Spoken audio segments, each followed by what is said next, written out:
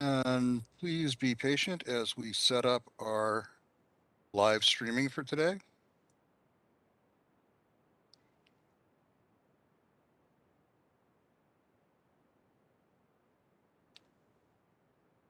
Stuart, a quick question. Do we have 90 minutes or do we have 60 minutes today? We're scheduled for 60 minutes, but as you and I discussed, we can certainly go over that depending on the number of questions available. Sure, so sure. don't feel rushed. Thank you. And again, to all our attendees, stand by for one moment.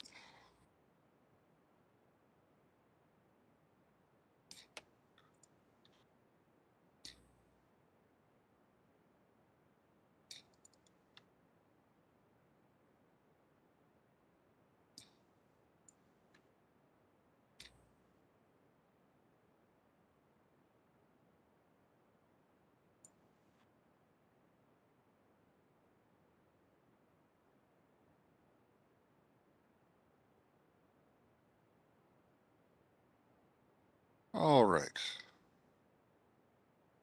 Thank you for your patience. Welcome to our Career Masterclass, Emerging Careers in Data Science, AI, and Machine Learning.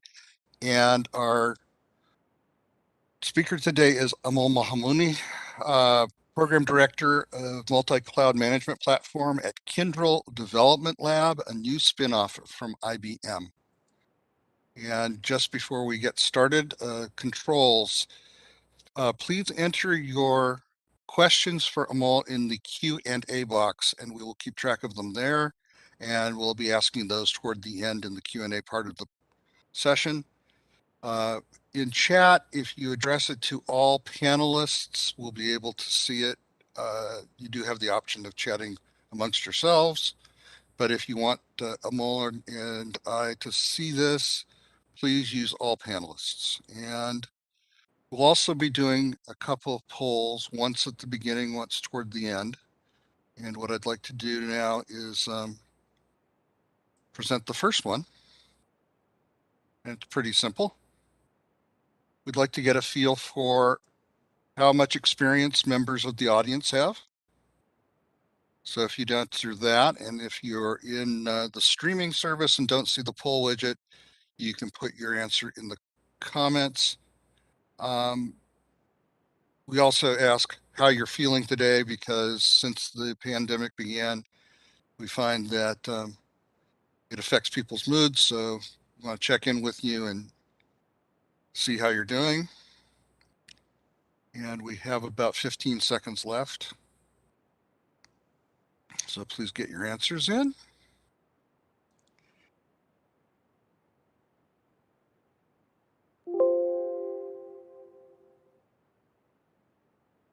Okay, and I will share the results with you. So we have an interesting bimodal distribution. We have a number of people who are students at university, but the biggest group, the plurality, is people with 10 years of experience. So our audience covers a broad range today. I'm also know that you were curious about that, and let me go ahead and introduce you. So Amol is the program director for Kyndryl Development Lab on their multi-cloud management platform. Over 35 years of product development and research in software. So a lot of experience and expertise to bring to you. He's a holder of 7 US patents and a number of international publications, a recognized expert in the industry, and he studied at NITK Strathclyde and also University of Washington. So with that, I would like to welcome Amol. Hey, Stuart. Thanks for the intro. And it's you can activate your camera now. Oh, sure. Let me do that. Yeah, am I audible? Yep. Okay, terrific. So thanks, Stuart. Just a quick in the intro, just to correct that, I'm a grad from IIT Varanasi. I used to be IIT BSU as it was called earlier, and MBA from Cornell. So a little bit of a mix up there. Oh, that's fine. That's fine. That's perfectly all right. So look forward to this is a pretty elite audience. I can see nearly half of you are over 10 years experience. So what we'll do is that I'm going to confine my session to just about 40-45 minutes, and we're going to leave enough time for the Q&A, right? So let's just go with that. Just to set the context, I wanted to see if I can also start sharing my slides. And is this visible? Let me take a quick look. Yes. Okay, terrific. So let's get started. So what I'm going to do is I'm going to first start off with what exactly is the AI ML? There is a lot of talk at the town, and then what's the reality over there? We'll also talk about what kind of lies into the near future, and that's also very important, right? Because there are a lot of speculations about it, and maybe there are a lot of myths which needs to be dispelled, right, to begin with, because there is a lot when anything is talked about. So we'll talk about what the industry experts say, what does the Gartner and Forrester and IDC say about it, and what's an opportunity in front of us, and that's very important, right? And as I really close the session, we should also talk about what does it mean from the overall job opportunities perspective. And many of you may have that question, so maybe I'm going to preempt that question to an extent. So let's just go through a quick intro. So if I get started with this, right, and why is this not working for me? This is what happens. Okay. So let's start with, what's cognitive. And if you see on the extreme top right over here, I chose one of these things, which is in stark contrast, right? If you see a ship sailing over there, which was called the very first ship, which was the first marine expedition, which was called Mayfair in 1600. And that was the first ship which actually sailed from England to the US after, of course, the Columbus discovered Americas in trying to actually find out what is the ocean patterns and how can the trade winds be, right? And what you see to the left of it is an autonomous ship, and that is an AI-powered ship, which is driverless. There is no human into that, and it is doing an expedition across the Atlantics in trying to do oceanography studies, right? So that's the kind of a contrast that we see today where AI has reached, right? Where in the last maybe just about 30, 35 years, where we really reach here, right? So when we talk of cognitive systems, one of the things which comes to mind, which you see at the bottom, is my favorite, which is Boston Robotics. And this is where you can really see how we can have a human-like behavior, right? You can see a robot actually doing fighting. And this is not one of those science fiction movies. This is one of the realities. This is just to give a glimpse of where we believe the AI is actually headed to us, right? We're just trying to have a robo dog or a robo cop in reality, which can actually go in a situation where humans may not even possibly enter in, right? Which could be the difficult situation or commando situations, right? And when we talk of the reasoning and explainability and interpretability, we also kind of touch about what are the ethics in AI, what is the kind of a bias in AI, and what is the kind of the moral bound that we really need to go with as we really talk about the AI, right? So I want to actually start off with what's the history as we believe in the AI, right? So there is a lot which is being talked about maybe in just about 5 to 10 years, less than 10 years as a matter of fact. But if you really look at the history of it, this was the first time that AI as a word, or artificial rather natural intelligence was coined, was in 1956, which was in the Dartmouth conference, right?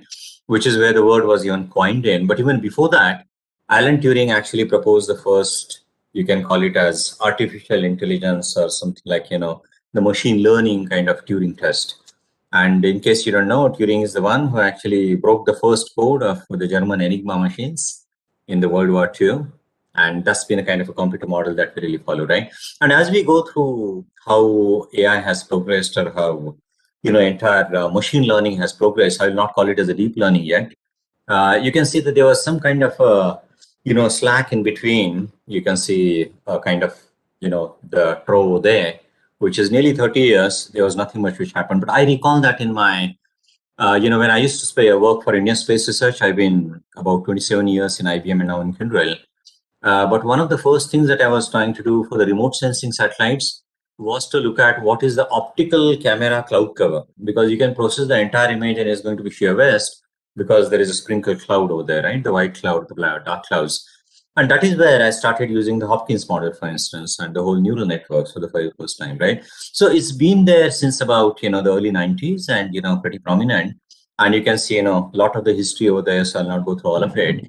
But one of the things that I want to call out is if you really look at the AlexNet, the first CNN network, which came in 2012, of course, nearly time that Siri also kind of, brought to the world, right?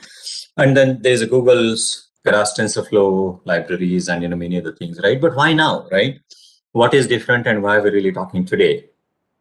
So when we're really talking today, if you really look at the classification techniques that you have, the clustering techniques such as naive Bayes or stochastic gradient descent or KNN decision tree, many of these things, even with learnable weights, actually existed for the last 50, 60 years, right? And as we really go today, we are really talking of the multi-layer perceptrons, MLPs, which could be the CNN feed-forward methods. And all of this has come into the existence, particularly because now we're talking of the data, which is the new natural resources, people call it, which is at your disposal. And this data you can even get from Kaggle data sets, so you can get it from your enterprises, wherever it is, much more easily at the IOPS that you really want to consume it. The previous hardware, I would say about a decade back, and I remember the array processors that I use in India Space Research, which was actually at 5 megahertz. You won't believe it, right? I'm not talking gigahertz, it's 5 megahertz, right? And we're talking of matrix inversion and matrix multiplication taking minutes. So obviously the access to the data, the access to the hardware, which is all of the GPU, TPU, NPU, the neural processing unit or tensor processing units and all of it, right? And the best part of it is all of this is in the cloud. And when I say cloud, it is hybrid multi-cloud, right? You can get this inventory from any of your favorite, which are the cloud providers that you have. It could be Amazon, AWS, or whatever it is, right? And that makes it easier, lower center of gravity for you to actually go through it, right? So that's something that I want to call out. Now, when we talk of an artificial intelligence, again, there are multiple terms which kind of, is being spoken in a rather synonymous way, which is the DL and ML. So I just want to kind of, drop a distinction before we go a little deeper into that. Is when we talk of AI, that's a kind of a larger concerns and that's a larger boundary, that's a larger ensemble. And that could be anything like even a rule-based system and any decision tree-based system, right? But when we talk of a machine learning, it is all about machines being thrown at a problem and being thrown with the data, trying to learn by itself what needs to be done. Now, of course, we can argue it could be supervised learning like classification, regression, or it could be unsupervised learning. And of course, as you know, supervised learning is the one which is a little clumsier because you could have a label data. Getting label data for millions of records in your data set, and the data sets are humongous today. We'll talk about that a little later. When you talk of a real-time data touch, you can't really have the labeling done in real time in the streaming data, right? So having a label data to do this kind of a supervised learning, particularly for a class imbalance problem, is a nightmare. And that is where something like an unsupervised learning, like clustering, dimensionality reduction, like principal component analysis, autoencoders, any one of these things can come in. And of course, the reinforcement learning, which is more of experience-based learning. And here we are really looking at some kind of a balance between exploration and exploitation, exploration of the new territories, as well as it learns the new models, right? As well as, the new techniques to understand what needs to be inferred. And of course, what it learns over the fly, which is more of an exploitation, right? So this is, broader distinction between these. But if you really talk of, the ML, it could be anything from even a decision tree in Bayes, the nearest neighborhood KNN, XGBoost, any of those, or DLs, which could be, we in ITSM, I'll give a couple of examples as we really go. Use more of these, I would say the RNN, the recurrent neural network models, which is more of a deep learning. And the reason we call it deep in a way is because the number of the perceptrons and the number of layers that you really have in the neural nets, right? Which makes it more complex, which makes it more costlier, but which also makes it more profound, right? And more accurate. When you talk of precision and recall and F1 values is certainly a little better. So these could be, again, the GRUs or the autoencoders, or, my favorite is LSTM, the long short memory, or even the hierarchical temporal memory that we use quite often.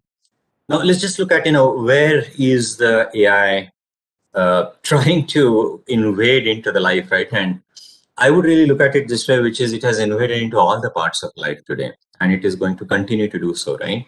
More so, more often than what it has done in the past. So I'll just pick in a few of the examples over here. Of course, there's a big list over here. When you talk of an advanced analytics, and I'll give ticketless IT, which is a nirvana state that we all believe that we'll probably get into from the services management perspective. We look at what is the kind of a predictive modeling, anything like a demand forecasting that you do in your retail, and you can look at multiple examples for you like speech recognition, motion detection. But let's just look at what is real and what could be happening, right? In real life, if you're looking at if I take simplest of the examples, that the vaccine trial in general, the clinical trial used to take little over a decade, and I'm not talking of long back, or just about 5 to 10 years back. I would have argued that any vaccine like what you and me, all of us must have taken, right, which was launched in less than a year, is only possible because of AI. The clinical trials, you can imagine, which is life-saving drug today, is being expedited, and that is exactly how the lives are being saved, right, on this mother earth. The same thing, which could be from anything from an augmented reality, or virtual reality, which could lead into the remote operation. You're not going to have the doctors in few countries and few regions which are going to be in far-flung areas, and you can probably operate it. So many of these things which will transform our lives for tomorrow is what is happening to the AI, and that's the gist of this slide, right? But let me also give a couple of examples which are absolutely real, and I'm not making it up, right? Surprising that it may sound, but just a couple of years back, I wouldn't reveal more details for the confidential reasons, but when Germany won the World Cup, it was an AI-driven algorithm. Can you believe that, right? Because there was this entire data with all the sensors and actuators which gets collected through the IoT devices was analyzed to look at what is the best strategy. And you can have multiple strategies, right? Like an AI coach, which is, are the short passes better? Is the possession of ball more important? Or is the defenders more important? Or do we really have some kind of, somebody who is actually attacking that towards the goal, right? So that's exactly the strategy that AI can actually drive to give a winning formulation, right? So that's where we are graduating. And here is an example. Stare very closely. I don't know how many of you kind of make out what it is, right? This is the Edmund de Bellamy. And in case you know and you haven't heard about it, this is a painting which is sold just about 2 years back at South Bay's at Christie's. I think it was at Christie's. It was at Christie's for nearly $500,000. Now, what's so special about this painting is because it's not a human drawn painting, right? Now, why did I keep this, right? At the bottom of this painting, this is real, right? You can Google it and find it, right? Any search engine. So AI drawn painting is actually being sold for $500,000 today, and that's the reality, right? Now, what does it mean, right? That exactly is the point that I was making, that the invasion of AI into all walks of life is to an extent that in the yesteryears, what that we would have thought about, which is possible only through maybe human intelligence and human training, which could be anything like, writing a poem or writing a novel or painting a picture or anything like that, right? An art such as this is actually possible through AI, right? So it looks scary to an extent, but don't get alarmed. We should talk about it, right? It is something which can be pain or a boon depending on how you want to use these tools, right? Obviously. So before we go in the next one, right, I also want to talk about what are the challenges in AI, right? So when we talk of AI, there is this kind of a notion, and I must also warn you that many people come in and believe that I done this Udemy course and I done this Coursera course and I done this data science certification of 3 months and I'm all equipped, right? I'm all geared up and I'm ready to jump into the industry with asking for dual the compensation which I get, right? Guys, that's not real, right? There is a science behind it, and it's about the data at rest, almost speaking to you. It is the data which is giving you the system of engagement, the system of insights, to the remedial actions for you to really derive that actionable insight and making the data of a business purpose, right? Solving a business problem with that. And then you're talking of humongous data. You're talking of, what we call as the 4 V's of the data, right? Which is the volume of a data, the velocity or the real-time nature of a data, the veracity of a data. Veracity is the fuzziness of a data, right? Quite often when particularly in unsupervised learning, we talked about unlabeled data, right? It does not necessarily tell you with a level of conviction on what you really want to infer. And you still want to infer something out of it and get a better precision, like 80% plus, right? And get better F1 score, better still, right? Now that's an art and a science together. So it's not just a science, it's an art and science together. And any art, when it is learned, takes time for you to actually be an expert in that, right? So I don't want you to jump the seat and say, well, I did 2 courses and hence I'm equipped, right? And when you talk of AI and when you talk of data science in general, I also want to make sure that we all understand that it comprises of multiple things, right? It comprises of when you actually start accessing the data, and then there's the data residency norms, data handling norms, data security norms, data staging, data imputation, wrangling, whatever it is, right? You'll have some kind of missing data sets. How do you really get those, which is imputation? You'll have to do data massaging and enrichment, and then many of these things, right? I'll just give you an enrichment example, right? One of the projects that I had just about 4 or 5 years back was actually trying to get mapping of the Indian citizens. I know this is an international audience, and you know what? The problems are profound. My name can be spelled, which is a Maharashtrian name, can be spelled as A.B. Mahamuni, Amol Mahamuni, Amol B. Mahamuni, Mahamuni Amol B. You can look at the variations, right? And you still have to decipher that this is the same person. Now I'll tell you, more problems than that in data handling, right? And the deciphering inference that you're going to draw. I can write my address in 5 different ways, guys. I can say, I'm in front of Indian Public School, or I can say I'm behind Binaka Motors, right? Now, what is it? It's a driving direction, but that's an address, right? Worse still, it can say, I'm behind Rama Temple and under People Tree. Well, now, how do you find it? So there are a lot of problems in understanding the data, right? Not just the data imputation, security, and residency norms. And of course, there are many things that we really look at, from preparation of the data, which is the data engineering stage, to the data platform stage, to the data science stage, to the analytics, to visualization stage, right? So it's about the data, the modeling, and the visualization. And of course, any actions that you take over there, right? And when we talk of multiple things, I just want to spend a little bit of time on this white box, black box testing. White box, as you know, is obviously something which is more open. It can explain you why the predictions are made, why and what is the inference which is being made, right? Which could be any deep learning, like random forest kind of a model. Black box is more for decision tree, linear regression, any one of those, right? But then the white box has better accuracy. Black box will be more explainable. When you talk of explainability, it is explainability, it's reasoning, it's interpretability, many of those things, right? But let's just talk about, a few other things which are subtle in, anything which we really, from an implementation and deployment perspective, need to be careful about. And that one, when I really talk about, that is this ethics and the moral and the trust and the responsible AI, right? It's very important for us to talk about it, right? And I really want to spend a minute or two, because when you really get this tool in hand, right, it's a double-edged sword.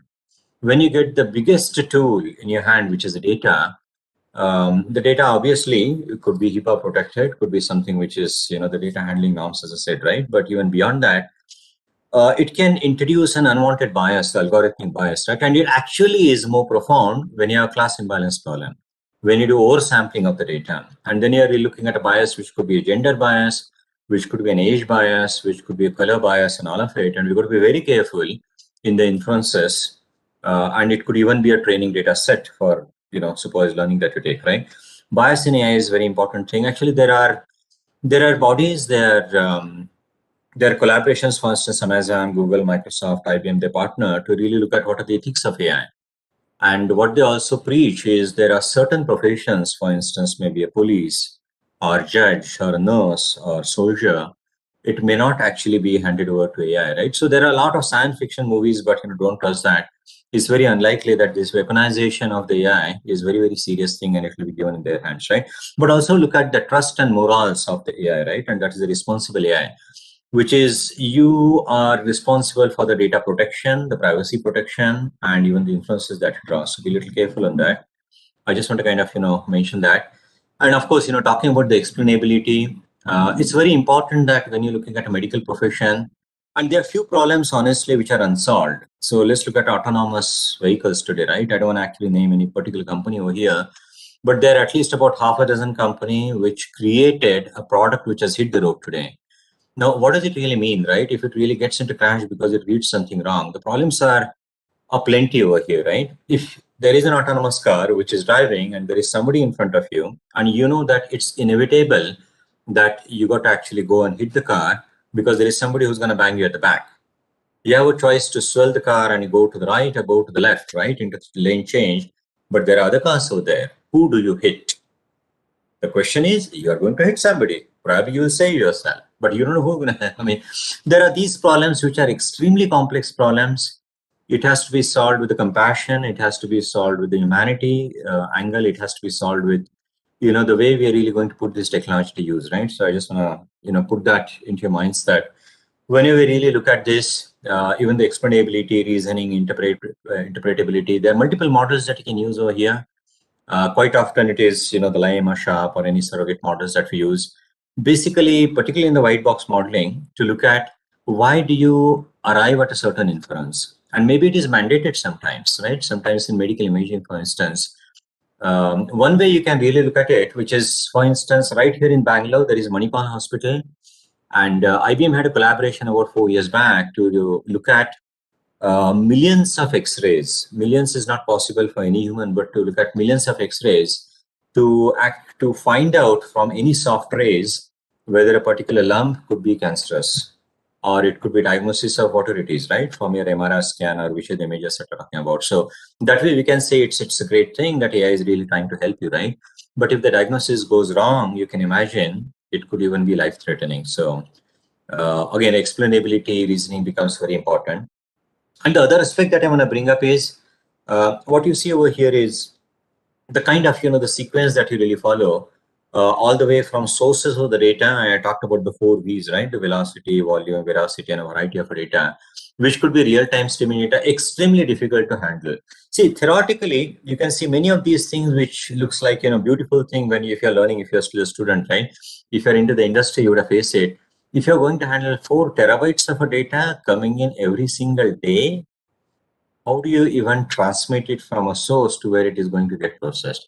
One can argue, yes, I'm going to use the Lambda function and serverless computing and open and it can be done at a source. These are good and great, right? But then really look at punching through the firewall and the security and all the guardrails in the landing zone which clients have put up over there. How do you really invade there, right? So it's very difficult. But of course, there are ways in which it can be handled. And then there is this historical time series data. Again, data imputation is a problem over there, particularly for IoT domain.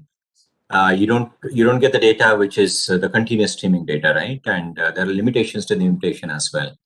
To the data processing, which is data enrichment, cleaning, all of those, right? And I talked about the enrichment in that address or the name. Just recognizing a name is so difficult, and associating that with a single person and having 5 different driving directions, associating that with a single person address. So the feature processing, feature extraction, feature selection, many of these things, right? Why do I mention this is, while it looks pretty arduous for one to do this, you can see probably on the extreme right, I don't know if that's visible, but there are about only 1/5 of the organization which can actually put out the trained models into production. Why is it important for us to look at? That means that the 4/5 of the models which are built actually does not hit the road, right? And why is that happening? That's because maybe your accuracy or precision or recall is not good, or the model needs to be retraining, or it does not have the active learning or continuous feedback. And you need to probably have a different data set or different labeling or whatever it is, right? There could be multiple reasons why it does not work. Now, what we're talking today is the AutoOps, MLOps. I don't know if you heard these terms, but there is FinOps and ModelOps and GitOps and AutoOps and many of these opsifying terms that you will keep hearing, right?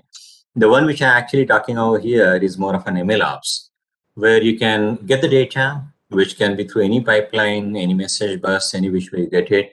You can have your Argo CD, Go CD, any CI/CD pipeline, which can actually work on it. And you have this hyperparameter tuning, choosing a model, tuning the model, evaluating a model, and even deploying the model. It's all something which is automated through this workflow. So it is a bane and a boon yet again. It's good that you can actually do it. Of course, none of this happens in real time. There is a lot of work which is happening towards this in the AutoML or AutoOps kind of a space. With that, I want to quickly switch. I know I'm going a little too fast because I want to actually give enough time to the Q&A. So I'm going to give a specific use case over here from the industry that I belong to, which is the industry which is ITSM industry or the IT services management industry. And what you see on the right-hand side is the Gartner's, I would call it as, the AIOps loop, which is the monitoring, service desk or engage, and the automation, which is ACT, right, which is observe, engage, and act.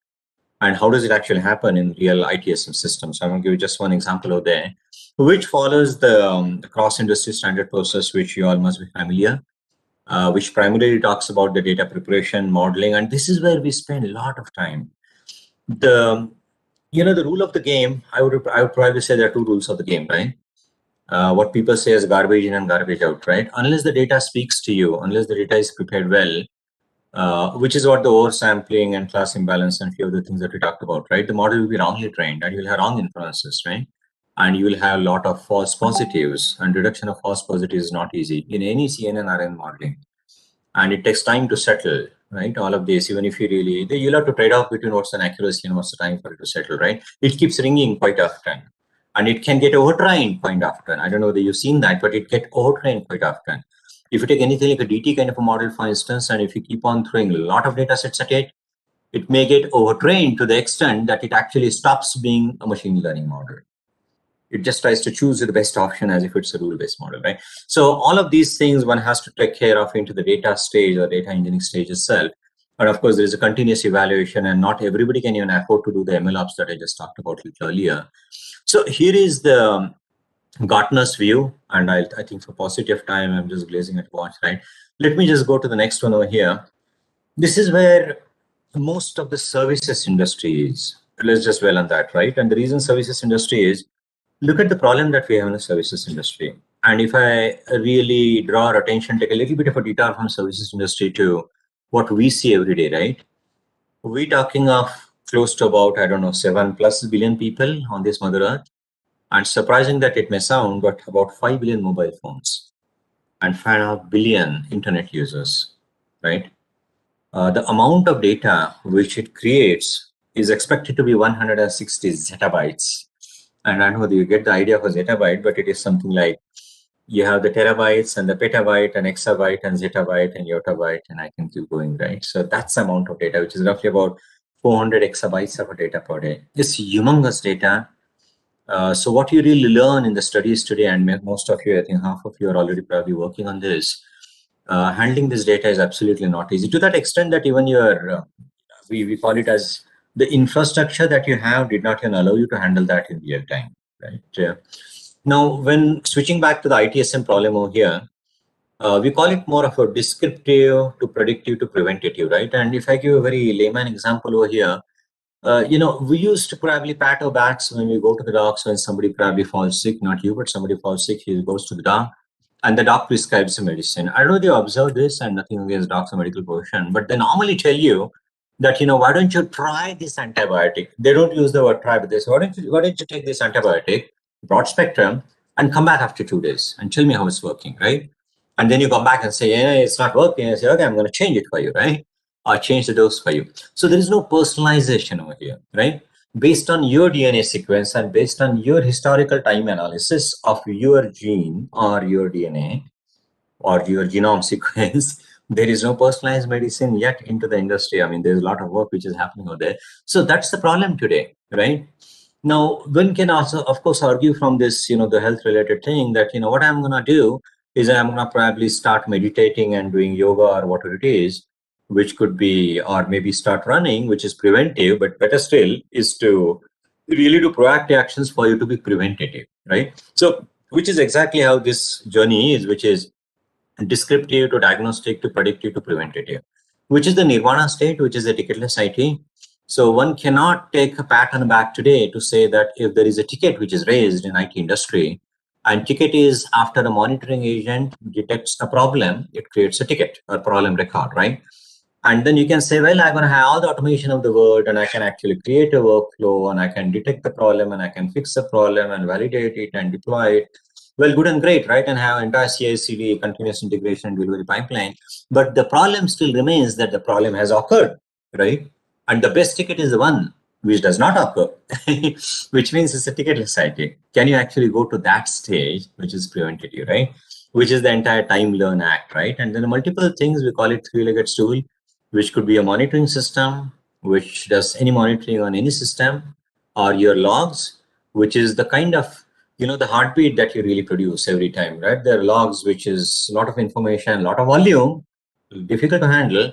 But if you have the logs and the topology, which is the connectivity and the affinity data, the density of affinity as well, and of course the metric data, then that gives you the three-legged stool for you to work on to start creating the system of record to system of engagement to system of inference to what is this, the ticketless IT or the preventative.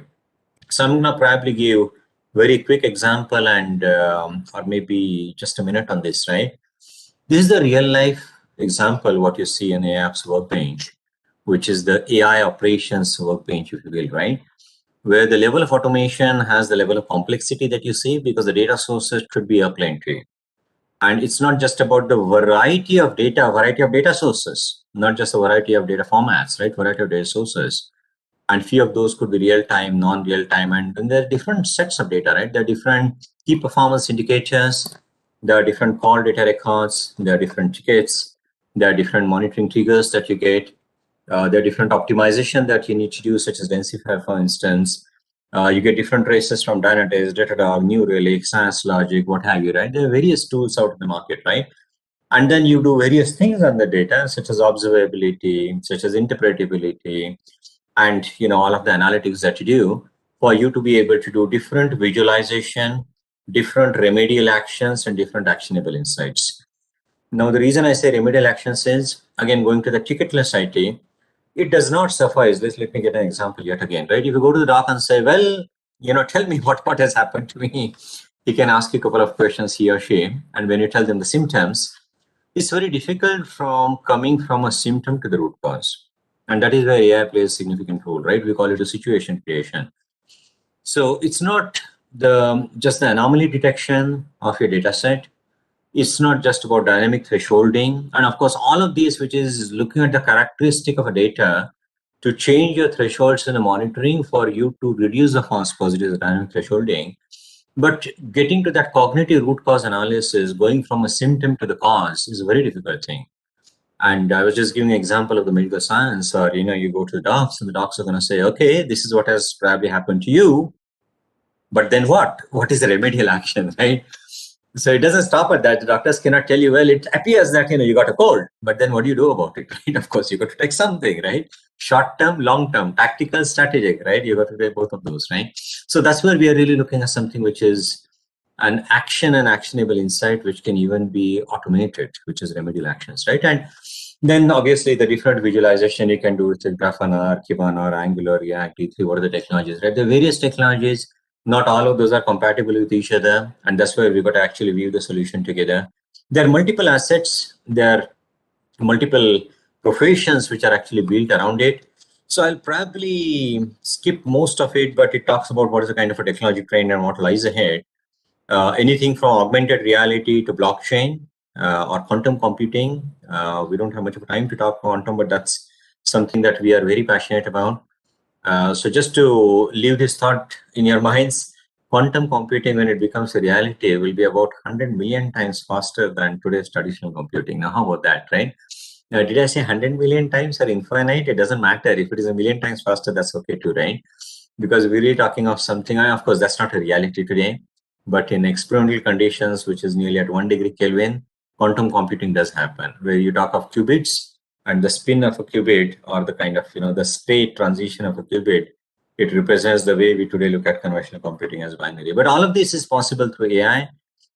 Anything like, the homomorphic models, right? Which is without decrypting a data, you can process the data, right? Much deeper insights. How about that? So many of those things. Let's just look at kind of, switch the gears and let's look at, because I'm looking at the clock. I want to leave this chart for a while. Now, why is this important? Those of you who are aware of it, this is the Gartner hype curve.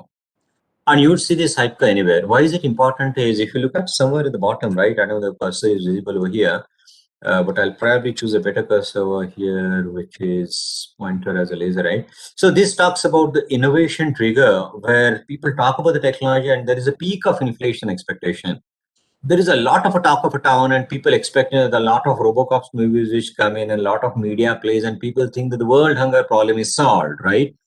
Well, I mean, we are really talking 1.5 degrees centigrade, which is what is happening at Glasgow, and we can't solve that problem for the next 50 years. That's a different story. But we're talking a peak of inflated expectation that this technology is going to solve the world hunger problem to the disillusionment, right? And then you come down and say, okay, then it matures. So this is a state of maturity. This is where it starts making sense, right?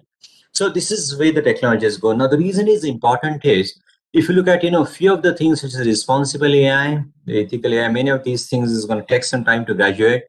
But then there are digital ethics and the edge computing and the IoT and the 5G, and of course, edge computing with the advent of 5G, which is much low latency, is going to be reality for tomorrow, right? And the entire space of edge computing extend to what we call as an IoT, right? And again, a lot of data coming in from it, but decentralized computing in a way, right? Or the centralized to decentralized computing. But here is where there is ML, right? Here is where we are really talking of anything like the ELIZA or the chatbots or the computer vision for you to find defective parts in your water cast iron or whatever it is, right? Open drags and all of it. So this is where it is. So it's time that you really embrace this technology because it is coming to the state of maturity. And then what are the different careers that one can offer over here? And there are multiple careers that we're talking here. Now, there is enough which is spoken on the right-hand side, right? Which is anything like Keras TensorFlow libraries. Keras is, the set of APIs. And of course, the TensorFlow from Google is aligning to that. Gives you the free open source library for you to play around with it. There are different stacks that you can use over here. You can use, Hadoop MapReduce, or you can use HDFS, HBase, whatever it is, right? But the point which I'm making over here is across the software engineering, you could be statistician, you could be anything like, data munging, wrangling, data engineer. You have different jobs that you have to play over here. There are different roles to be played, right? Because there is a data analyst, and then there is a data scientist, and there is a data engineer, and all of these in different ways and shapes are extremely important in this entire cycle, which I said earlier, and I could repeat that we are really talking of the data engineering part of it, the data preparation part of it, the data science and analytic part of it, and data visualization part of it, right? And all of these are extremely important because that forms your entire workflow. And in a way, a different view of that, which is very important. So I'm going to start with this. If you look at analytics leader, right, you could be a data analyst, or you could be a project manager or information architect. Again, data is the new natural resource, gold mine. We talked about all of that, right? You could be analytics specialist, or you could have a business acumen and business domain. So I want to coin in a term, right? I don't know who spoke that, so I'll call it as mine maybe, right? Which is technology is only as useful as it can put to business use. Lasers were invented many, many, many years back. I don't know who invented it, I forgot about it. And laser, as you know, is a light amplification of stimulated radiation, right? But then it's only useful when it came to the precision cutting and multiple things that we really do. And the lasers are not exactly the sci-fi movies. By the way, there is no such thing you can stop the laser after 1 meter and use it as a sword yet. Of course, you can use it for cutting. But the point which I'm making is all of these have this multiple Venn diagrams which you see, and the intersection of the statistics or the mathematics. Because when you're talking of any of the stochastic gradient descent or the XGBoost or the shifting the averages such as the Riemann algorithms, all of these basically are the statistical techniques in a way, right? Even what you do into the explainability is also very statistical techniques, right? To the technology, and the technology could be anything that you use, right? You could use Golang, or you could use water that, you could use Node, water that you're really using today, water that you're comfortable today, that, or it could be Python, or it could be R, or, we used to have SPSS in IBM. And then the business acumen, very important, right? The intersection of technology and business is important. And that is where is the data science. So let me skip a couple of charts over here. I'm just keeping my clock active over here. I want to give some time. So let me just take 2 more minutes, right? I'll probably skip this chart as well. Here is something which is an interesting chart.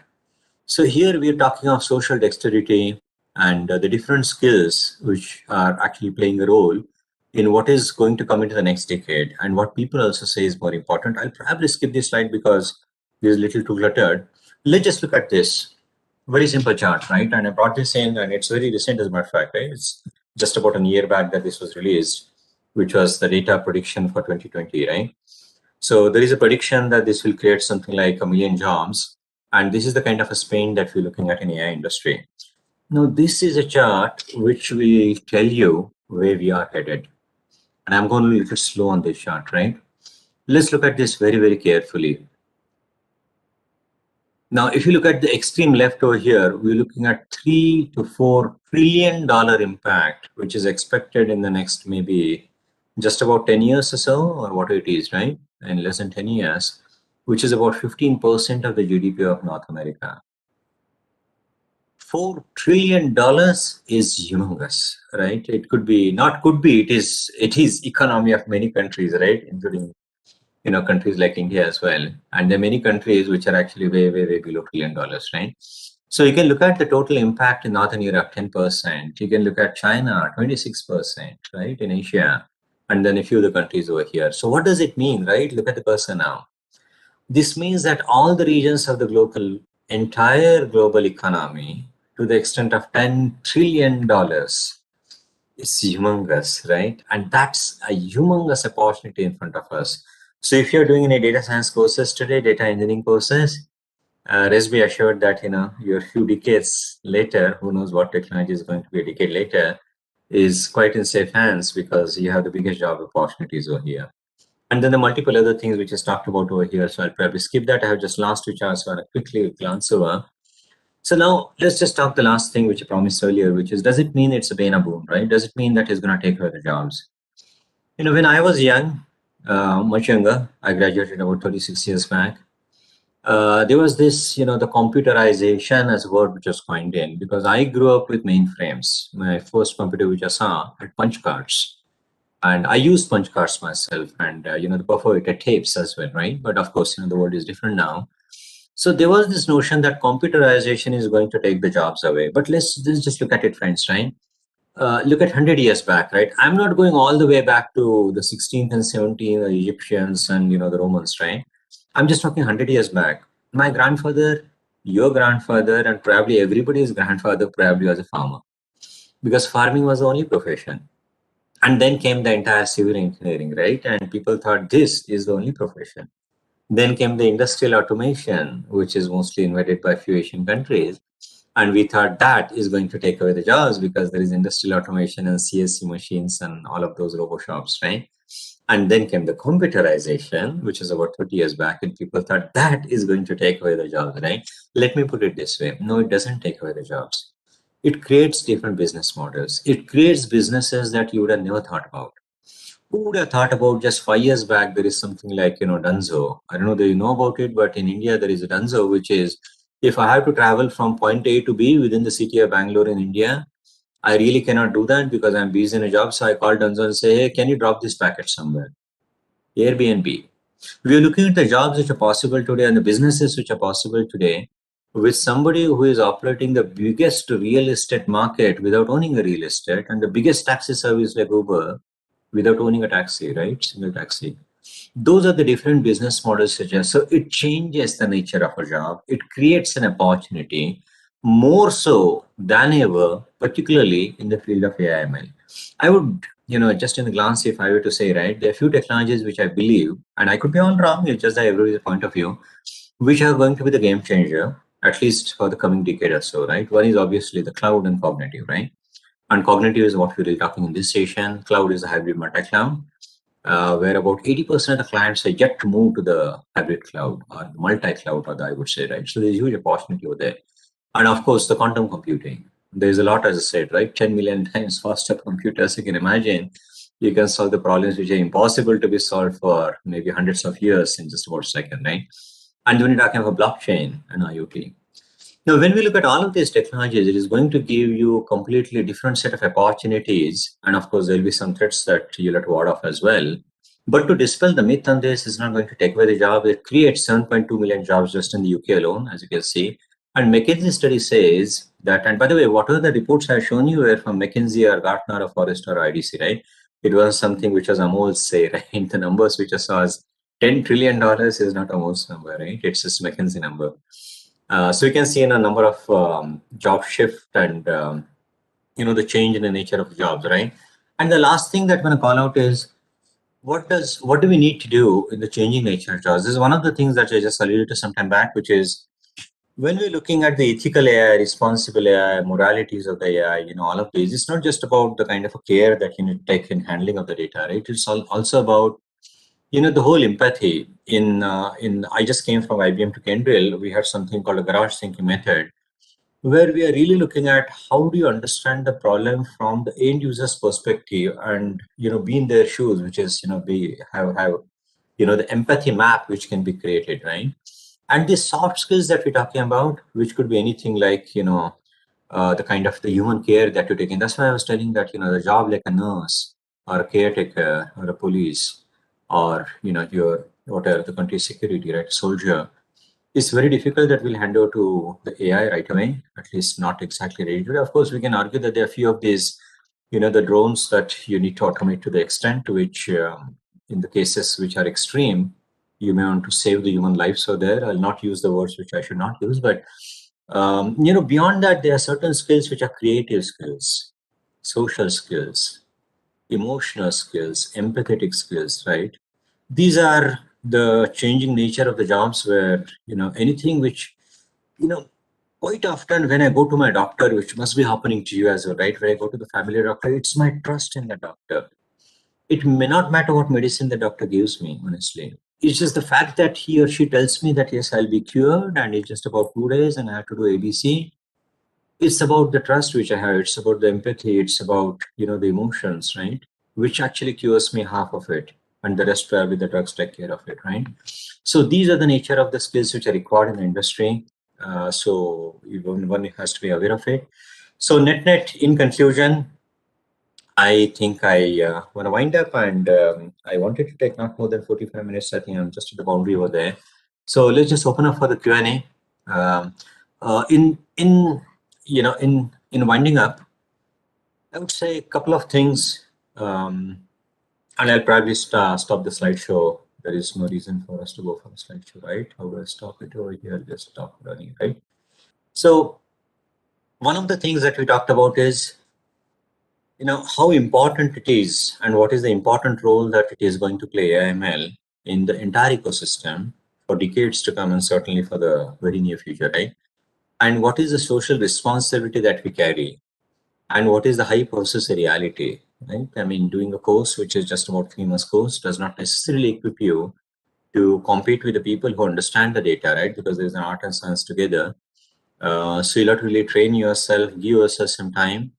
And then, of course, the last thing that we talked about is just because there is an AI and just because there is an ML and then there's a DL does not mean that the jobs are taken away. Despite the fact that I said, yes, AI can paint a picture and can write a novel and many things and it has invaded our lives, it is also to say that it created and is creating different opportunities for us. And we need to embrace that, right? And we need to, of course, mind those opportunities as well. So let me stop at that and let me see what are the questions that we have, and we can take a few questions.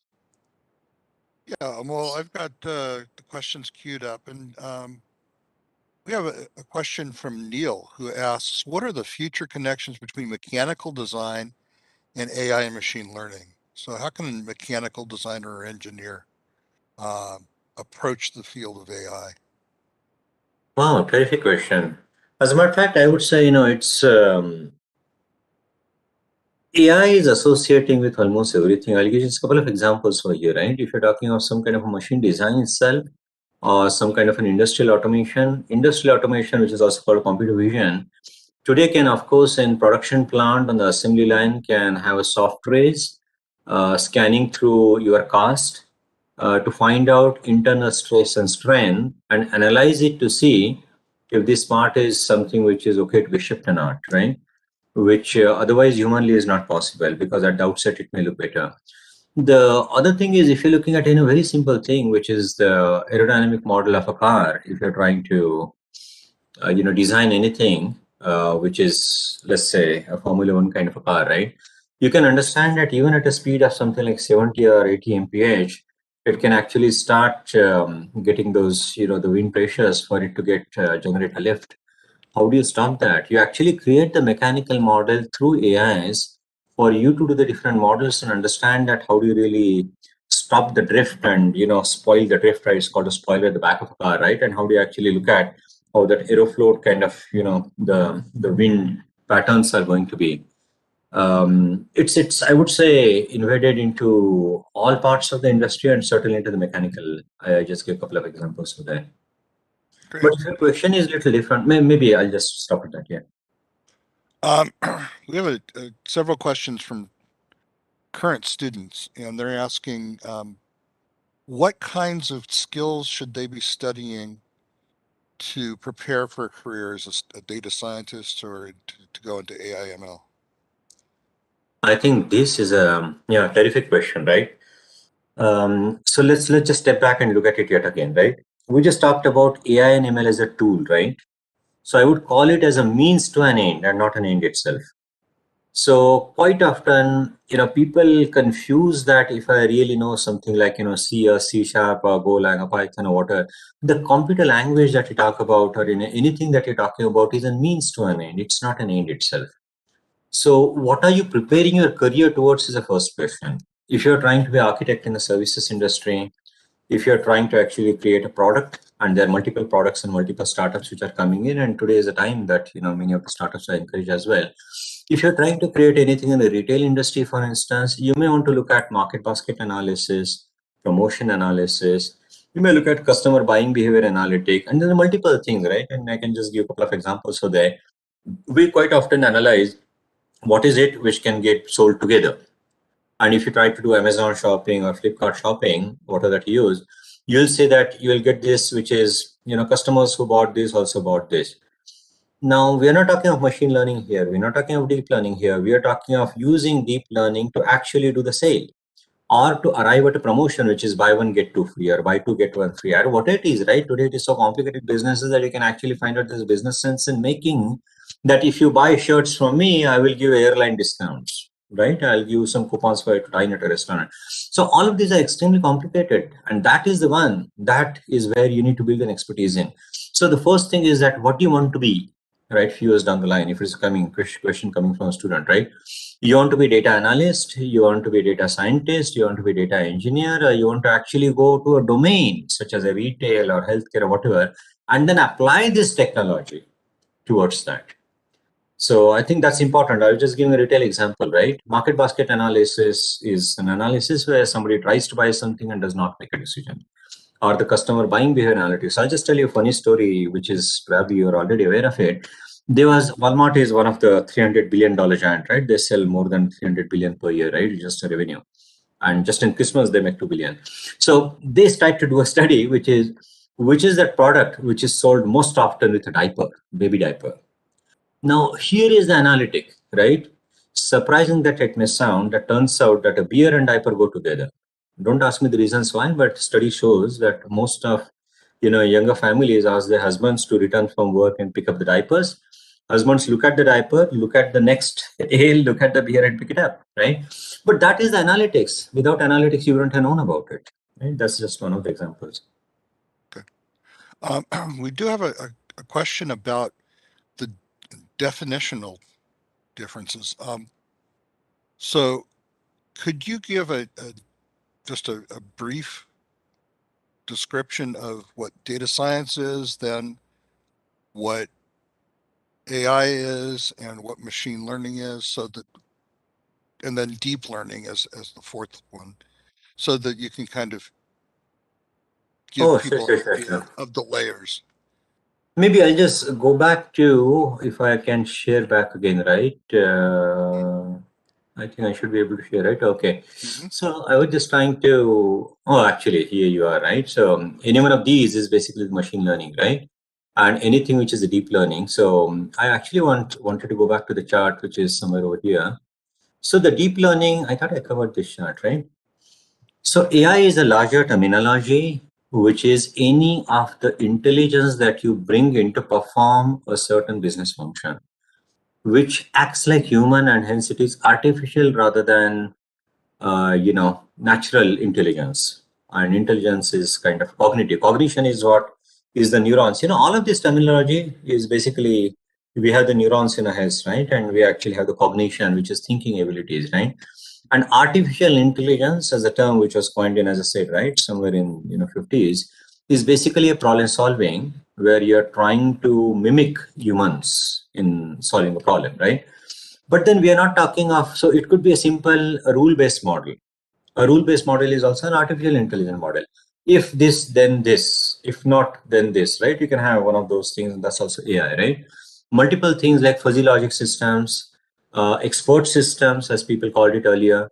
These are all AI systems. But what is machine learning is an ability for a computer, ability for a machine to be able to understand when being thrown into the waters, not literally waters, what I mean by, thrown into the problem, right? So you throw a data set. Let's look at unsupervised learning. What am I doing is I cannot afford to do labeling of data, millions, particularly from, the streaming of the data, right, which is real time.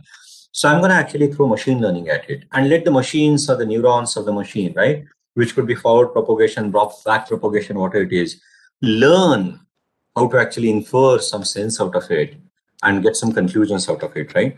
So that is where we're talking of some kind of a machine learning. Whereas the deep learning is the one which is primarily the depth of the neurons in the forward propagation and the back propagation that we talk about. CNN, for instance, is a feed forward mechanism, and then multiple CNN algorithms that we talked about, right? Or RNN, which is a recurrent, is the back propagation. It has a memory element, which is LSTM, the hierarchical temporal memory. These are deep learning, right? The depth here is the depth of the perceptrons, depth of the neurons, how deep you can actually go, right? It takes time, it takes compute, right? It's more complex problems. And again, it depends on, what is the precision, what is the recall, and F1 you're looking at. When do you really want the model to settle? Do you have, any labeled data, unlabeled data? So that's the kind of a difference between machine learning and deep learning and AI, right? What are the other questions, Stuart? One was Well, MLTL. in the in then the broader context of what else does data science encompass? Oh, the data science actually will encompass, according to me, three major things, as I said, right? Which is the data engineering aspect or the data preparation aspect, which is where we talk of, handling the data, the imputation of a data, the enrichment of a data, massaging of a data, the data compression, deduplication, all of this data preparation stage. And the data science is an analytic stage. Data science is where we're looking at supervised learning. We are talking about different models, which could be recently Naive-Bayes, KNN, XGBoost, whatever it is, right? And trying to understand that model, trying to impose that mathematical model, trying to get the results and validate the results, have continuous learning. Well, there are two modes, right? You can train a model and throw it to the problem and expect that it actually behaves properly. It may not. So it needs to have that active learning or continuous learning so that it continuously learns and kind of adjusts and tweaks itself. Very difficult to do, but that's how the thing should be, right? So when we're really looking at the data science part of it, it kind of comprises of this data engineering part of it, the analytic part of it, and even the visualization part of it, or the inference part of it. So that entire thing is a data science. It's a science of a data. Simply put, it's about inferring something out of a data. The data is, I said it earlier, right? I'll say it again. The data as a gold mine is only as useful to you as you make use of it and it can be put to business use. Otherwise, the data had always been there, right? Imagine the weather patterns were there, right? Millions of years back. We are on this Mother Earth for 5 million years as a human race, right? Did we use that data? We did, right? And of course, people lost lives, people lost their countries when the oceans got flooded, right? So now we are looking at how somebody can save. I stay in India, and just about last week or early part of this week, Chennai was inundated with floods because of rains, right? Now we can actually predict these things, which is that prediction, which is what the data is telling us from the weather patterns. So now we are trying to make use of the data. So that is the science of the data, right? Which is what it really means. The data engineering part of it, data science part of it, which is analytic part of it, which is the core. Let's just call it analytic. And of course, the data visualization and inference part of it.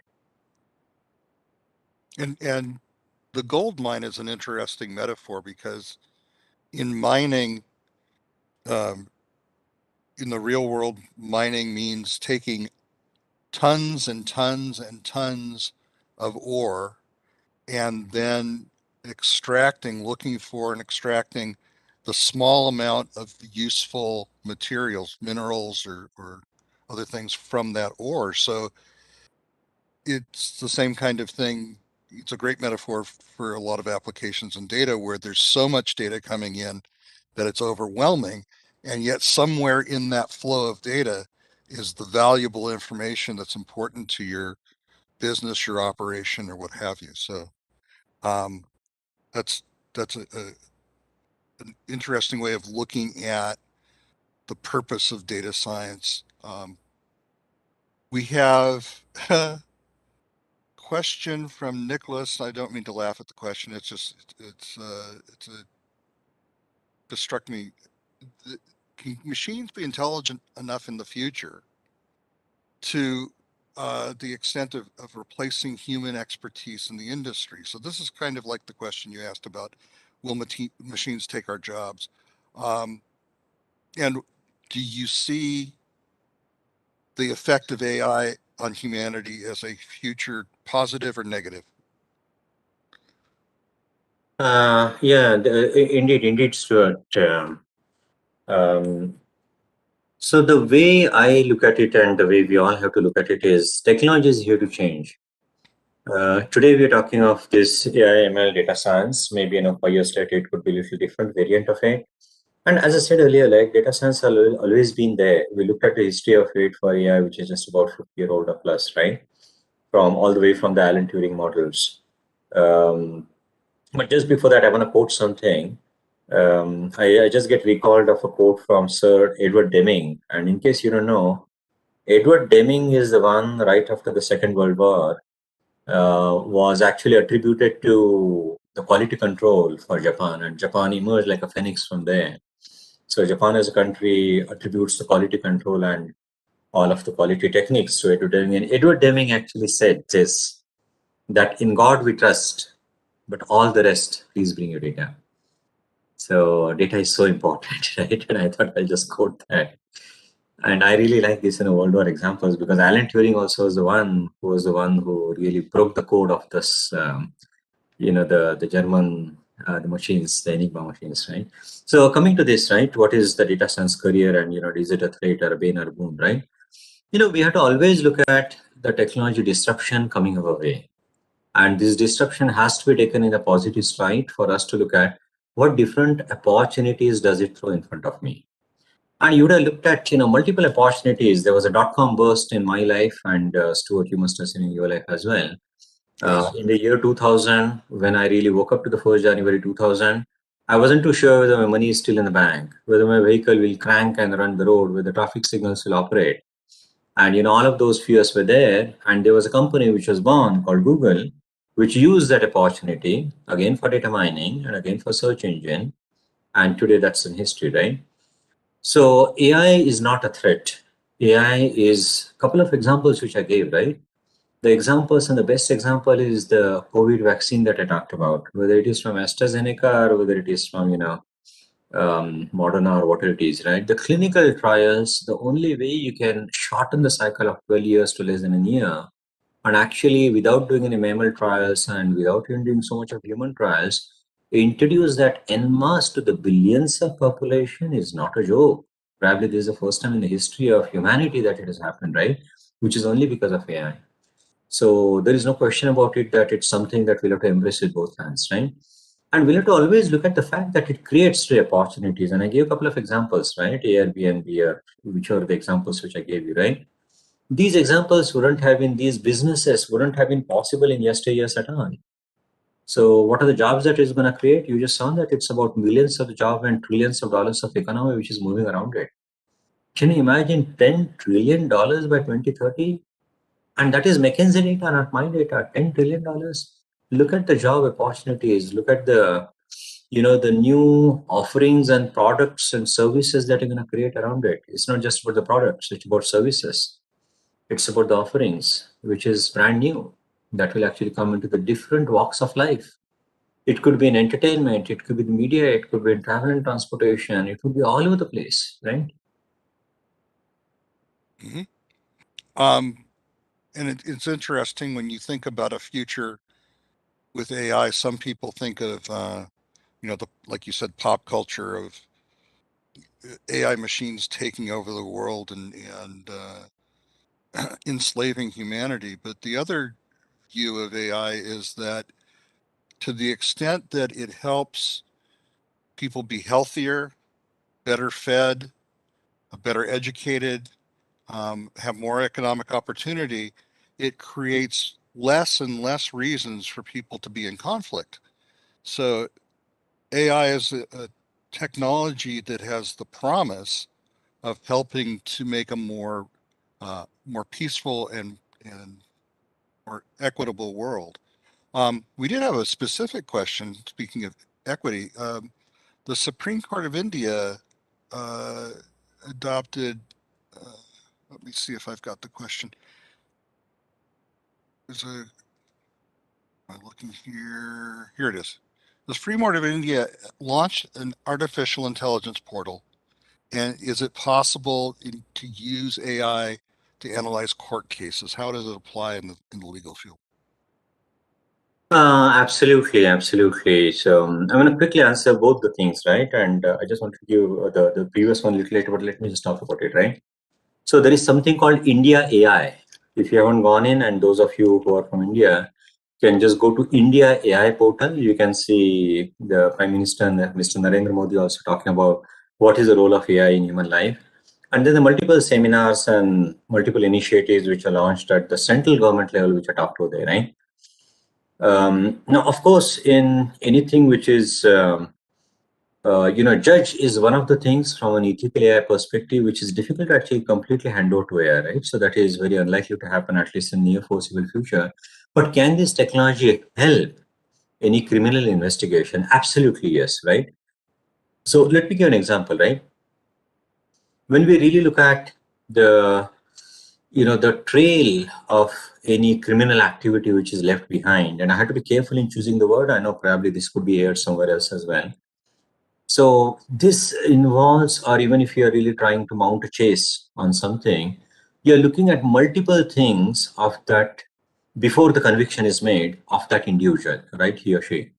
So you're looking at maybe the anomaly detection in just the calling pattern, CDR analysis, call data records, right? So what I mean by CDR analysis is, so if I tell you that there is a data which is created by my call patterns, obviously there is a data which is created, right? Everybody creates data, right? And I told you, there's probably 160 zettabyte of a data, right? And 300 exabyte every day. So when I actually maybe, call my sister, call my wife, call my brother, right? It all looks normal, right? Now, when you look at millions of the records and find out there is a pattern which emerges, can you as a human being look at millions of records? Absolutely not. There is no way, right? But I'll tell you, with cognitive intelligence, which is the cognitive intelligence, and we got to actually use that into the machine learning and actually make that machines work for us, right? In order to find and nab a criminal, right? That too in real time, because imagine, right? Imagine that you want a criminal not to board a plane where untoward incident can happen, right? You want a criminal not to do an untoward whatever activity into any public crowded place. It needs to be nabbed well before that, almost in real time. Very difficult problem to solve, right? But if you're looking at just a call pattern analysis, how is AI going to help? The simple ADs, for instance, right? It could be anything, any of the models that you can use, which can tell you that if I have a SIM card, if I'm calling a certain country only in the midnight of my time, only for 2 minutes, and mostly on voice or IP, does it ring a bell? Probably it does, right? I'm not using the actual GSM, or I'm not using, WLL or anything, any of these technologies. I'm using voice or IP, and I'm calling only for 2 minutes, and I'm hanging up. And every day or every Monday, so there is a seasonality, and there's many of the things that we talk about in AIML, right? So can the technology be used to nab a criminal over there? Absolutely. And this is just CDR, right? There are multiple other things that you have to do. You have to find out what is the raw material that that person is buying. Is there something that a normal human being normally does not buy? Am I actually, there are many things which I cannot actually quote over here, but there is huge and humongous data analytics which is used in any of the criminal cases and any of these activities. I know this is being aired, but I actually used to work for an intelligence agency to an extent. And I can tell you the fact that yes, there is huge data analytics, which actually is humanly impossible. The same reason as I said, Manipal Hospital, right? Which is the way that any human is going to look at 5 million X-rays or 5 million MRIs to be able to conclude that this lump looks cancerous and you are in stage 1. You in the sense, not you in the audience, but somebody is in stage 1, right? I want to very quickly flash one slide because to address the previous question. So I just want to go to this slide, which I think is kind of talking about what's, come on, where is that? I thought one slide which was quite neat. Yeah, this slide, pretty neat slide, right? I don't know where I picked it up from, what lies ahead, right? So this is more to the previous question, right? Look at what's coming in, personalized healthcare. I just picked up at random, right? I gave an example that, with all due respect to, of course, the medical fraternity, today the technology doesn't allow them to do it on their phone. Can I actually look at a day in which I can go to the doctor and say, this is what has happened to me. He can find the root cause, he or she, whatever, can find the root cause in a jiffy using AI, ML, whatever it is, right? Using these devices and say, okay, this is a symptom and this is a cause. Let's just address it at a, root cause level. And for your genomic sequence and your genomic pattern and your DNA, this is a medicine which has to work for you in this exact quantity. Personalized medicine. Isn't that an opportunity? Absolutely. Yes. Personalized insurance, trust me. If I'm doing a treadmill and I'm doing, what are the exercises to keep my all the parameters in control, like blood sugar and cholesterol and what have you, right? GGTs. Why should I pay the same insurance as somebody who is dual my weight? Just because of an age. How is the insurance computed in many countries today? Just based on your age. Is that the right way to do it, right? Why do I pay car insurance as much as anybody else when I don't even drive the car more than a kilometer a day, right? Shouldn't the car insurance be AI driven, right? Shouldn't it be data driven? So look at anything, homomorphic encryption. Look at the deep learning that we can do in data centric systems, right? Anything in blockchain, for instance, right? Which is a distributed ledger, which is a secure ledger, which is, completely different way in which you can track your supply chain, in which you can look at, any interpretability of the data which is being coming to you. You will have more conviction to take a vaccine with blockchain than you have it otherwise. You'll have more conviction to do any financial transaction with blockchain than otherwise, right? And all of this is possible because of the data which is out there. So we can talk of multiple examples of environmental solution, digital agriculture. There was, one, I belong to one of the IITs, but we're working with my own IIT on the time series data which we get from the Indian remote sensing satellites for you to look at the soil fertility and for you to look at the crop rotation. Look at the opportunity, right? This is exactly what I'm saying. 15, 10 years back, was it even possible? You either did not have the data, or if you had the data, you did not have ways to compute it, or you did not have any kind of hybrid multi-cloud real estate that you'll have to buy capital investment that you got to do that you couldn't do. Even the IITs could not do that, right? Today it is possible. You can go on a cloud and buy what are the capacity that you want for what are the number of hours that you buy, and you can crunch this data in near real time to look at the fertility of a soil, and then the retention of the water retention in that soil, and then give the advice about the crop rotation in the state of Punjab. This is one of the IT project that we're involved with. Was it possible 5 years back? No. Isn't that a great business opportunity to tell the farmers that this is the crop that you should take and you will get the maximum yield with the least amount of fertilizer and make it organic? We can go on, right? So I'll just stop at that. But yes, I mean, that's an opportunity.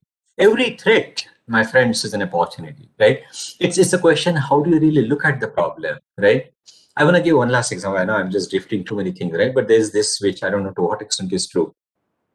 There was a company which was sent by, the Queen's England, right, sometime to another country, and then say they sent two agents, right? One agent went in, surveyed for that product, came back and said, absolutely no chance. This country does not use this product at all. Other guy went in and came back almost gleaming to say, you know what? Nobody uses our product. Look at the goddamn opportunity over here. We are talking of a footwear. One guy comes in 200 years back rather, in a country and says, there's no chance, nobody uses a footwear. The other guy says, this is an opportunity. Nobody uses a footwear. Why not we launch a product? We have to look at the problem as an opportunity, right? And there is an opportunity, but mind that. Yeah. That's a great story. And it's interesting also that we're looking at a time when we're still learning about machine learning. I mentioned it, and something that's in the news in the United States is the company Zillow. And Zillow makes much of its business model out of estimating how much your home property is worth. So you can go on to Zillow and type in your address, and it will say, your house is currently worth this much. And it uses things like how much of other houses in your neighborhood sold for recently, and what is the size and configuration of your house, and how many square feet or square meters is it. So Zillow became so confident in their prediction models of pricing that they started to buy houses on the idea that they would know which houses to buy that would go up in value that they could then resell quickly and make a profit. And they've been doing that for several years, and they just announced within the last couple of weeks that they will not do it anymore because they have realized that their pricing model is good, but it's not so good that it can absolutely predict the future with enough certainty that Yeah. they wouldn't have an unanticipated decline in house prices. So they have realized that there are certain limits to what AI can do today, and maybe in the future, with more experience and with more understanding, they'll be able to build even better models and return to that. But it's an interesting aspect of artificial, recognizing that artificial intelligence is not infallible, and that people have a role to play in a world that's still, enhanced by artificial intelligence. We have a question in terms of, what would somebody from, say, an arts background or a non-technical background need to do to prepare to make a pivot into data science and artificial intelligence? Oh, terrific question. And, allow me to share back again, because this is exactly what I was talking about, right? So one of the things which I said is, again, these are the means to an end, right? When you talk of a particular technology, for instance, I just gave a kind of an analogy of, again, the computer language that you use, right? It used to be C in olden days, and then it was CPP and C sharp, and now it is Golang, which is similar to C or what it is, right? Rust and Tick Stack and different ways, right? Again, all of these are means, right? So if you really look at multiple careers over here, right? You could be a graphic designer, or you could be a statistician, or you could be a visualization expert. So if you're from an art background, you could be a graphic designer, right? Or you could be, any of the information specialist. We are really talking about data science, which kind of lies at the intersection of the business acumen, the mathematics, statistics, and then the technology, right? So again, depending on the domain that you're talking about, you could be a person who understands the retail domain. You could be a person who understands whatever it is, travel and transportation domain. And for that, maybe you're an arts graduate, you're a commerce graduate, you're a media trained personnel, or you're whatever profession that you're in, right? This is one glue which is going to be certainly useful to you based on which domain you want to apply it at. And no matter which domain you're talking about, you will have enough and abundance of the data for you to process. The question only is, so I give you agriculture, right? One of the fields which is the most ancient fields in humanity, probably more than 5 million year old, right? Probably it's about a couple of billion years old, right? So when we really talk of agriculture, you can put the technology to agriculture and just give example of soil retentivity, water retentivity in a soil, or soil fertility. So you could be a graphic designer, you could be an analyst, you could be whatever the profession you're in, right? So what I advise to you is prepare yourself for, first of all, what do you want to do? Choose your domain, right? You could be in commerce domain and exact, what the Stuart was talking about. The same example. If you are really looking at, I'll give you an example of what actually is a real problem that I was trying to solve. Let's say you are a businessman and you are trying to open a new franchise store of a Pizza Hut in the city of Patna. I'm just making it up, right? Or city of Bangalore, let's just take that. Where exactly should we have this? Should we have it in Indiranagar area, or should we have it in, I'm just giving Bangalore example, in some very orthodox area where people don't eat anything at all and don't eat out. So, there is an analysis which needs to be done for you to find out which is the best place where you'll make the best business. I'll give an example of something that, we are actually working with. Where should be the replenishing of the ATMs is an analytical problem that we are solving in the real time for the banks. Imagine that there are two ATMs, one at the airport and one at railway station. And I'm giving an example of maybe in India, right? You can imagine that at railway station, the number of transactions are more, but the actual currency is less. People will draw 100 rupee, 200 rupee, 500 rupee. Very unlikely 10,000 rupees. Whereas you go to the airport, number of transactions are less, but they are high in the value. So the currency notes that you want to replenish in both the ATMs of the same make at two places would be different. And where do you place an ATM is also an art, not just a science, right? Because of the vandalism. I shouldn't talk in here about vandalism, but you really have to look at before you place your ATM, is it susceptible to vandalism? And if so, how much of currency you want to dispense over there, right? You don't want to put huge currency there, in the areas where you're not too sure of, right? Yeah. So this is art and science together. So no matter which profession you're in, apply the data science to your field. Don't jump to the data scientist as a profession to solve any problem that data science can solve, because that domain may not be yours. Choose your domain and apply the technology to that. Reminded me of a particular question, a real world example of something that when you talk about using AI to determine where to locate a business, it's an interesting phenomenon here in the United States that when you find a gasoline or petrol station, you find two or three or four together at the same point. And you can think of that as a really old piece of learning that people had, that if this is a good place for him to sell gasoline, then it must be a good place for me to sell gasoline. And today with AI, you can be more intelligent about it by saying, well, wait a minute, why should I be right where someone else is competing with me?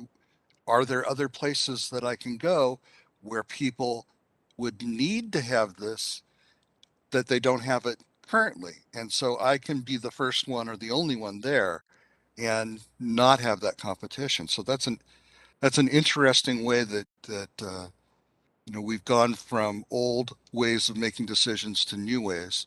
Um, Absolutely. we we have a couple of questions that came in from our streaming service. One asks about, oh yes, I just want to take 1 minute, Stuart, right? I actually should have mentioned it earlier. So just give me a minute on that. Right? So there's one last thing that I want to mention, Stuart, is, for all the participants who are still on, though it looks like a very lucrative field and something that, one should really go for, irrespective of what you're doing, arts, science, commerce, medical, hospitality, whatever background that you're in, right? As happens in any field, one can be too enthusiastic about it and jump in. Maybe, the simplest thing you do is, some Lucene indexing search like a Google search, and then find out, okay, I found a course. I'm going to do this course. And, in one overnight, I'm going to actually turn these tables and, boom, I'm going to get a great job and great career and, a great happy ending story, right? It doesn't happen that way. What you really need is a guided tour, right? Let me stress on the guided tour, right? If I have only half an hour, and when I go into, Paris, and I'm looking at water, I'm going to England and looking at, one of these monuments like water, the Salisbury Park, for instance, and I have only half an hour, I'll just go roam around, waste my half an hour without understanding anything. I'll come back, right? I need a guided tour to make the best use of my time over there, right? So the guided tour that you can take is the one that you can get from somebody like Simplilearn. So that is the tour where there is an industry collaboration like us, Kyndryl, and earlier IBM, and many of these, the sessions that we do together, many of the course curricula that we drive together, many of the industry participation that we have together. So this is one of the fora that you should really use, which is, let the experts solve your problem. Let you not venture out all by yourself, because there is a good possibility that you will be inundated and you will be lost. And once you really look back, and then you say, gee, I could have done it differently, right? So while you say today is an opportunity, it's much better that you take the guided tour from, somebody like Simplilearn, who will tell you what exactly needs to be done, rather than getting lost into, and it's too easy to get lost into the weeds, as I call it. And then it's very difficult to get out of it, right? So be smart and choose the right course. So sorry, I just want to mention that. Back to you, Stuart. I appreciate that. It's important, and I put just into the chat just now a link to one of our programs, which is the um, AI and machine learning master's program with Purdue University and IBM, and that kind of meets the criterion you said of not just taking a course, but taking a program that has hands-on experience with projects, with labs that let you practice what you're learning, and expert things like Ask Me Anything from IBM experts. And that's really a way to get shepherded through and get to an endpoint where you really are prepared and can demonstrate the skills that an employer might be looking for. So I appreciate your mentioning that. Last couple of questions before we finish, because we're at our hour and a half, but Ravina on LinkedIn asks about data privacy for customers and how AI affects that. Yeah, I think again a very great question, right? And particularly very relevant today, Praveen, because today we're looking at today in the sense in the last few years we're looking at the GDPR norms, right? The General Data Protection, which is quite prominent in Europe, for instance. It's certainly coming into the North America and then into Asia and then to the other countries as well, right? So while I was talking of this data residency norms and data handling norms, residency norms is, for instance, today, unless you are a Canadian citizen, for certain businesses in Canada, you cannot even handle the Canadian data. And if unless you are a citizen of a certain country in a certain business, you can't handle the data beyond 128 bit of encryption, right? And all of these are statutory norms which are applied for a certain reason, and those reasons need to be respected as well. So when you really look at the data protection and data handling, it's very important in the design aspect itself while you're looking at designing a system and even deploying a system. So one is obviously designing a system and then of course, executing that plan and, creating that and then deploying this, right? Validating it, testing it and deploying it. And sometimes there is a continuous learning and continuous deployment as well. So the aspect of data handling is a very important aspect of design while you're creating any of these data science systems, particularly in the data handling part of it, which is the data engineering, as I said earlier, right? And today with this decentralized computing, with hybrid multi-cloud, now we're really looking at this as a global village, right? Yesteryears were more data centric, where you had more of an on-premise data centers. Today it is hybrid multi-cloud, meaning why a hybrid multi-cloud? It's not even cloud, I would call it a serverless computing, right? Where you can use some Amazon Lambda functions, for instance, you can use certain services on the fly, and these services can do some computation for you, can do what are the computation facts that services they want to consume, offerings that you want to consume, and makes it far easier. And you don't even care sometimes where the pods is, right? Where are these cloud services being offered from? But when the statutory norms demand you to be cognizant about it, of course, it needs to be part of your design element itself. So depending on the problem that you're really trying to solve and bigger, depending on the industry that you're really working on, every industry has different norms. So I mentioned about HIPAA, for instance, right, which is quite prominent in many countries for the healthcare information data privacy. And healthcare is an information which is certainly very private to you. Even GDPR makes the privacy norms, right? Whether you're a data provider or whether you're just acting on it and data being provided to you, you need to handle it with care for it to be, because you are the owner of a data when you're actually processing it. And that needs to be a design point in the system that you're designing. Okay. So it's a very important aspect. I wanted to ask the one last question before we close from Francisco on LinkedIn, who asks, do you think industrial automation is going to ultimately be replaced by edge computing with AI? No. I think you said edge computing, right? Edge computing, yeah. Right. So let me just define the edge computing, right? There is a lot that people are talking about edge computing today. So edge computing is primarily, let me give an example. In the yesteryears, we had this centralized computing, centralized data center, and no matter where your businesses are, all the data is brought back into that kind of a centralized place for processing, and then all the decisions are made there into the backend itself. So let me give you an example of Walmart, for instance, right? There are probably about 450 Walmarts across the 50 states of United States.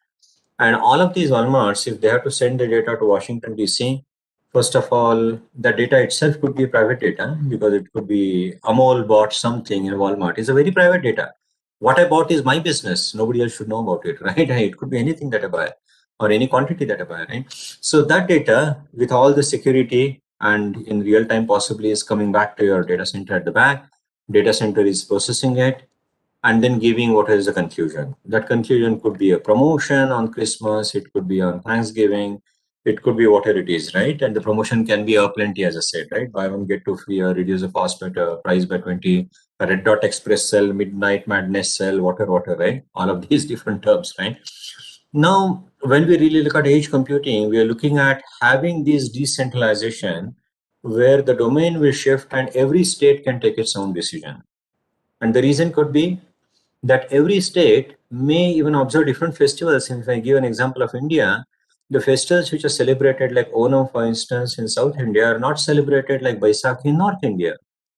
So why would a particular store equivalent of Walmart in India should have the same promotion at the same time across the country? It doesn't make sense, right? So now there is a decentralized computing. Another thing to really look at, and that is the edge computing, right? Another thing to really look at is simple case, which is you're trying to enter your premises of your bank, for instance, which is 150 branches across the country, and you're using your biometric to probably record your presence. Imagine your extremely sensitive data like biometric is traveling all across the globe to some pod in Singapore where there is public cloud where it is getting processed, right? Out of India. And you're talking of, some state we are trying to do fingerprinting, right? Now you can look at what is an edge computing, why is that needed, right? So it is autonomous entity by itself, which can take at least some part of the decisions at an edge are decentralized. So that is an edge, right? And extend the edge to the industrial automation or the IoT now, right? Which is where I gave an example of 5G. The low latency messaging of 5G is far different than 4G. The 2G, 3G, 4G was a natural succession. But now we are really talking of 5G, which is a completely different technological way, which could be a different discussion, which is a low latency, right? So 5G or advent of 5G enables the edge computing to be truly making IoT possible. IoT could be anything. It could be an autonomous car.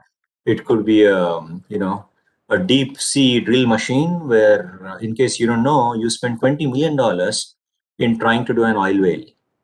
And when you do an oil well, the extraction of oil per minute and per hour is so important that if you extract less, your yield is less. If you extract more, the oil will rise up. $20 million busted. So what is the best quantity that you're going to extract per day, per minute, per hour is an AI technique, right? Which is an IoT now, because there is an autonomous decision that the drill machine and that extraction plant has to take on the fly based on the data which is being presented there. There is no reason for that entire data to be transmitted back to the backend at all, right? Of course, there is a reason for you to deduplicate the data, compress the data, and then send it to the backend for some historical time series analysis or time series archival. That's a little different story. Now coming to the industrial automation, right? Yes, there is an industrial automation which has been there for the last I don't know how many years, right? There are car plants, not just in Japan, but even in India today, where the amount of the manual workforce is far lesser and the CNC machines are taken over, right? But that is rightfully so. It is not to say that AI is going to replace the humans over there, right? It is more to say that it has brought in more precision. It has taken more of a risky jobs away from you, and industrial jobs are risky quite often, which has taken those jobs away from you and you are making it far better. But is there going to be a day that there is going to be no human at all into any one of these businesses? I don't see that in near foreseeable future. So you'll always remain to be part of that plant, and the business that you're going to do or the job that you're going to do in that plant is going to be quite different than doing the manual quality control or manually trying to fit in maybe a screw or a nut over there, right? It's going to be a manual painting. It's going to be a little different. And that's the point that I've been stressing, right? This is a business opportunity. And this is a change in the way we are really looking at the business. And let me just take last example. I know you're going to run out of time, right? You know what? This is again my point of view, and everybody's entitled to point of view, as I said, right? My point of view is the conventional wisdom says that you can sell a product and make a business. I would argue that tomorrow you're going to sell a service on a product, on that product, and make more business. And I tend to believe that the companies like Beamers and the Teslas and all of it will very soon make more business on the services that they give with all of the AI which is there in their cars, right? I mean, today, seated in a car, I can get an app telling me that the actual PSI in my right tire is less. How is it actually happening? There is an IoT sensor over there which is sending some data to some IoT hub or a gateway or a router which is going to some backend or some edge processing over there, and it is connecting to the app and sending the data that Amol in your Tesla on that right hand, the actual PSI is little less, right? You might want to inflate the tire. Now that is a service which I'll pay for, right? It's not the manufacturing of that car in the industrial automation, right? It's a service which will tell me that in the conventional car, my brake fluid is low and actually running a risk of my brake efficiency being low. So the services that are going to be offered and the products will probably make more money in near future, and that is a business opportunity that we should exploit rather than thinking about to make that particular car or to make that particular product. Is there automation which is going to take my job away? Maybe it does, but then it creates a different opportunity for you. So look at that, right? Excellent. Such a service did not exist earlier. This service on your mobile phone with an Android app or iOS app or whatever. 10 years back, you couldn't imagine that seated in the car, somebody is going to tell you, you know what, actually you're running a little low onto this or whatever it is, right? And it is going to actually pose a risk for you. Some airbag probably has stopped functioning for you. It could save my life. How much will I pay for that service? It's an Right? interesting convergence between IT service management and um, maintenance management of mechanical systems, isn't it? I'm Yep. going to conclude the webinar. First, I want to thank you, Amol, for being here and being extremely generous with your time and your expertise. So I want to share with people how to get in touch with you through LinkedIn. And there is his LinkedIn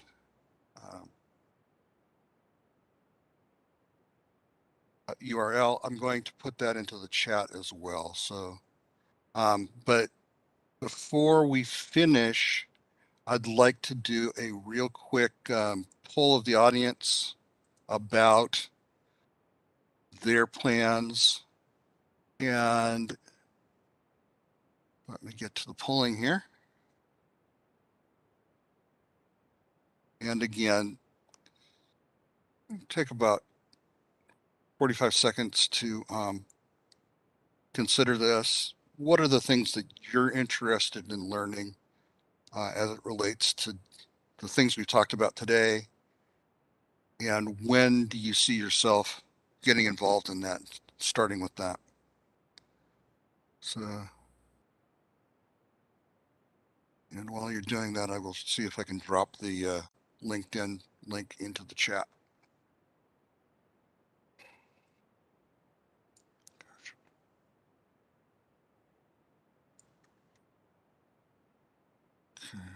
Yep, there it is.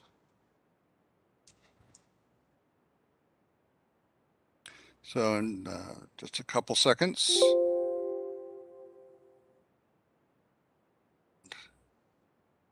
Here's the result of the poll.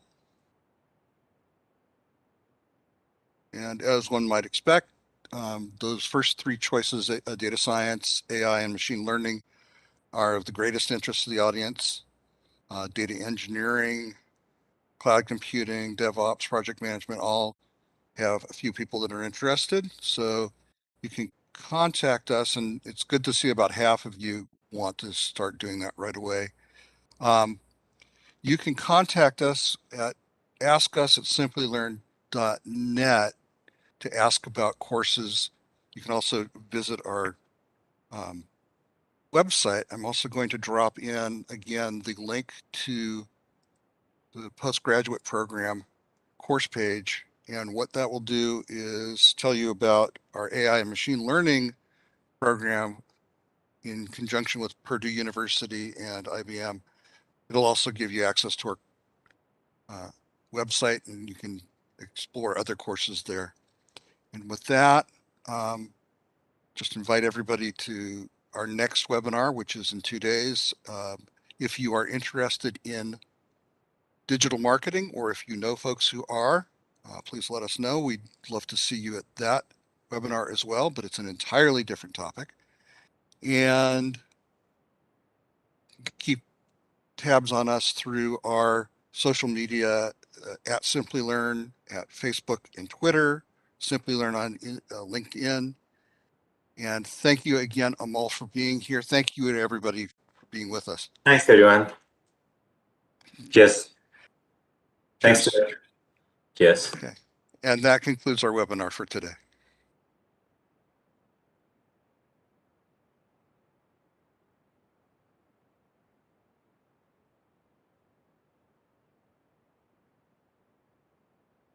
One last announcement. We will be sending out an email tomorrow with a link to the program recording for this session. So you'll have the ability to rewatch and catch up on anything that you might have missed. All right. Thank you all and take care.